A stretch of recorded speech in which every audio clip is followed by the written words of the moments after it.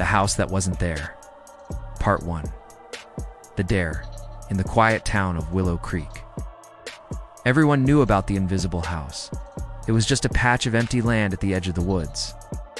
Nothing was built there, no fence, no mailbox, not even weeds. But every kid had heard the stories. They said if you stood on that patch at midnight during a full moon and whispered your name 3 times, you'd see something no one else could. The flashlight flickered, and suddenly they were standing in front of a house that hadn't been there a second ago, a tall, dark house with broken windows, a twisted porch, and a front door that creaked open on its own. He didn't believe them, but he wanted to. So one night, with his flashlight and his best friend Leah, he stood on the patch of land and whispered, "Max, Max, Max." No one ever tried until Max did. Max was 11 and loved ghost stories. At first, nothing happened. Then the air grew cold. Leah wanted to leave, but Max, he was intrigued. He stepped inside. "Welcome to my house."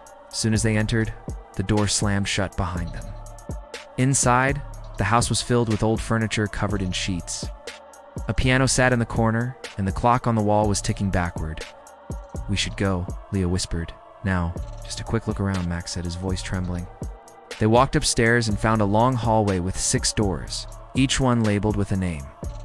One of the doors had Max's name carved into it. Max reached out and turned the knob. Inside was a room that looked exactly like his. It had the same bed, the same posters, the same red backpack. "But how?" he whispered. Then he saw the mirror above the dresser. Instead of his reflection, he saw himself, but with hollow eyes and a cracked smile. The mirror, Max reached out and whispered, "We've been waiting for you." The walls began to bend and creak. The floor pulsed like it was breathing. Leah grabbed Max's arm. "Let's go."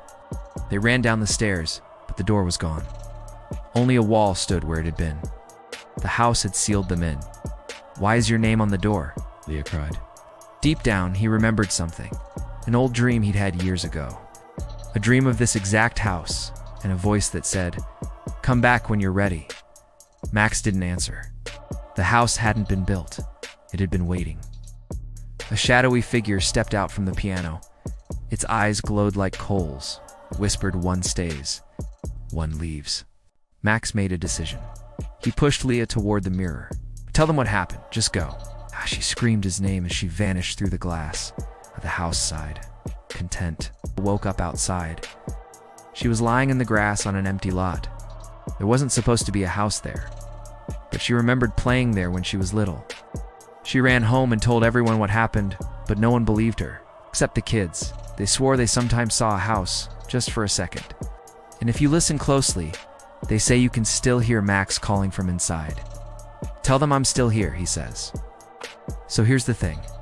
Some places aren't made of bricks or wood. They're made of memories, and they never forget. This is your host. Thanks for watching. If you want to hear more stories like this, stay tuned.